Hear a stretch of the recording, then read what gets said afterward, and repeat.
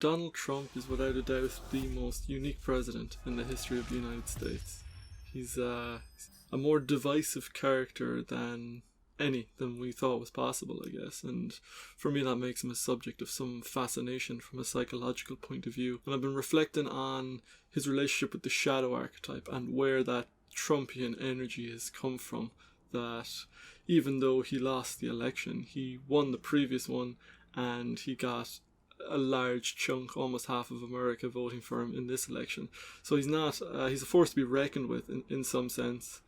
And I think certainly one person he can be compared with, and that's Hitler, in the sense of his opponents have warped him so much that he seems to be an image of evil, that he seems to be a genuinely something bordering on actually evil. In many people's perceptions and the emotional reactions that he evokes. So immediately you know there's a connection with the shadow archetype there, and you know that there's something deep and fascinating going on there. So that's kind of what I'd like to explore today, and I'd like to do that first of all by bringing up an incident, a famous incident in the show Game of Thrones. And it's when Cersei Lannister is led through King's Landing from the church back to the Red Keep, and she's stripped naked and she is whipped, and as the whole crowd jeering at her, saying shame, shame, shame. And yeah, I think that there's something in the Trump energy there, because when you look at Cersei, you say she's a deplorable human being. And in almost all of the episodes, you want her to lose. And maybe this is just me, but I think this is just part of the underdog thing and part of the excessive punishment thing that we see in the compassion, the reactive compassion of humanity.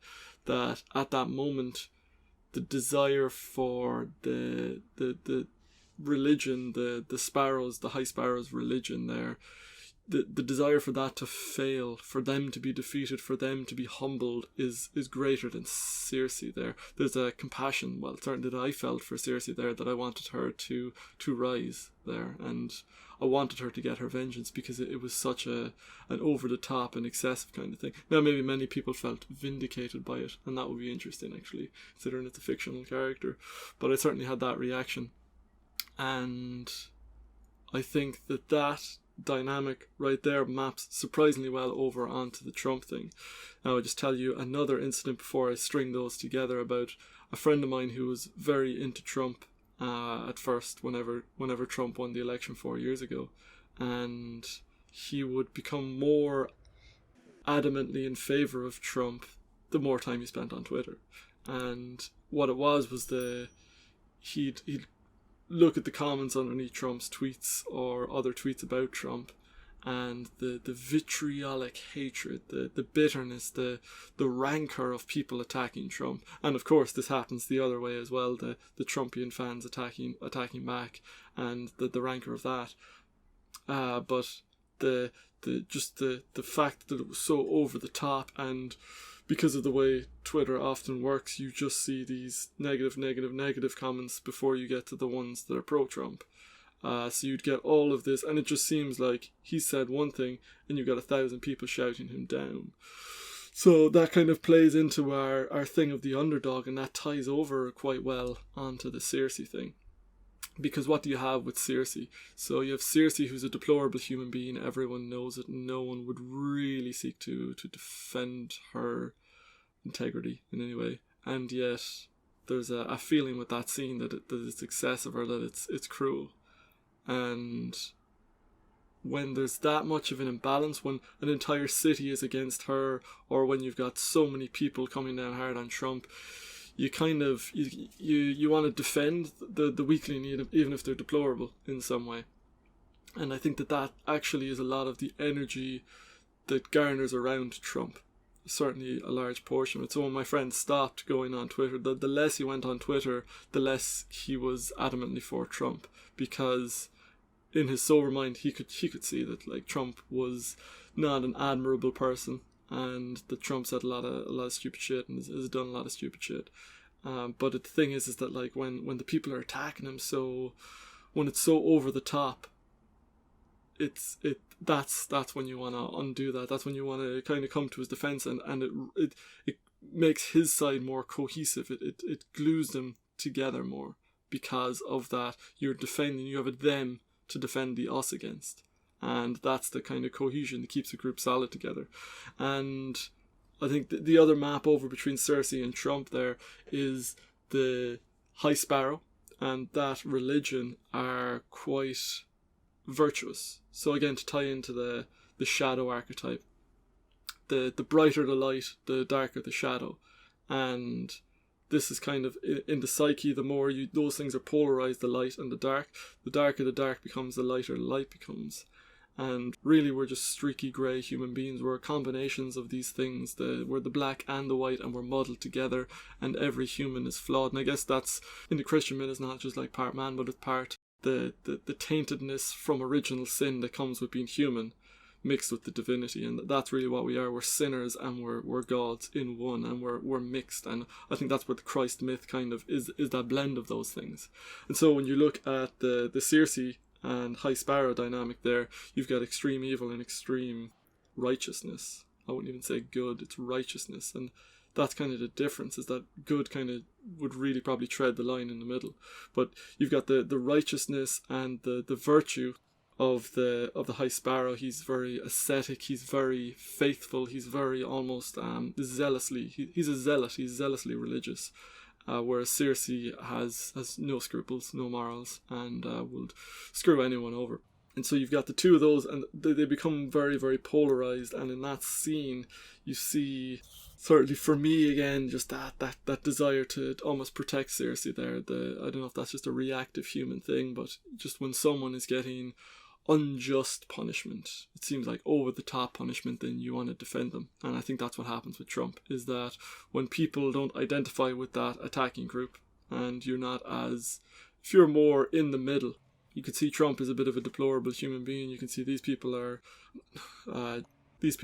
just very strongly against Trump. And so you get a pile of these people piling on one guy over here, and you feel like, whoa, this is imbalanced, and you want to defend the weak guy. And I wonder how much of the Trumpian energy goes towards that. And in that case, how much is Trump the shadow? Because that's exactly the shadow you're casting, where with that group attacking, that overbearing emotional energy coming down on this individual, you feel like, whoa, that goes beyond the proper bounds. And I'm sure you've experienced it in your own life. If something has made you so angry, you don't react to a point, and if it ends there, then you're the victim and they're the perpetrator. But then you explode, your anger explodes, and you push back so hard, and you say something so hurtful, or you do something so hurtful that you lose. You're now the perpetrator. And it's funny how that can turn around, that the victim perpetrator role can just flick like that. And I'm just wondering whether that could happen with the Trump thing. You've got this group of virtuous perpetrators coming down on this victim, and because of the nature of the Twitter sphere, it kind of skews it to make it look like that's just the attack coming at him, and not that balanced view. So if you just look at the evidence from Trump's tweets, and you'll see the top tweets underneath are the ones that evoke the most anger, because social media selects for the most viral emotions, which is generally anger. And so those angriest tweets will come to the top, and it looks like people are piling on Trump. And so Trump becomes this shadow energy of the light. And just the Circe there is the one we now want to protect. So we get that energy towards her, even though she's a deplorable human being, because of the excessive righteousness and virtuosity of the High Sparrow. So yeah, that's just what I wanted to cover today, was just maybe this parallels of a shadow archetype, and maybe the Trump is the shadow cast by the virtuousness of the left. And maybe there's an argument for it having gone beyond some kind of proper bounds, certainly when it gets that emotional.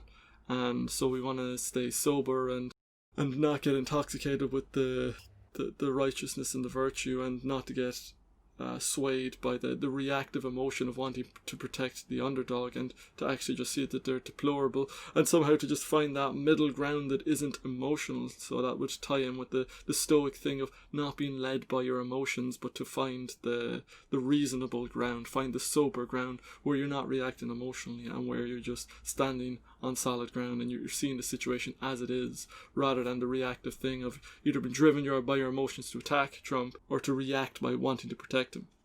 And they're both emotional reactive experiences. You can see those splitting into a polarized camps, and the more people go into this scenarios and encounter that social media frenzy, which feeds up emotions either way, then the more they will become polarized into their left and right. Whereas, as with my friend, whenever he stepped back from Twitter, and the more he stepped back from Twitter, the more he could see the situation as it was, and it didn't bother him as much.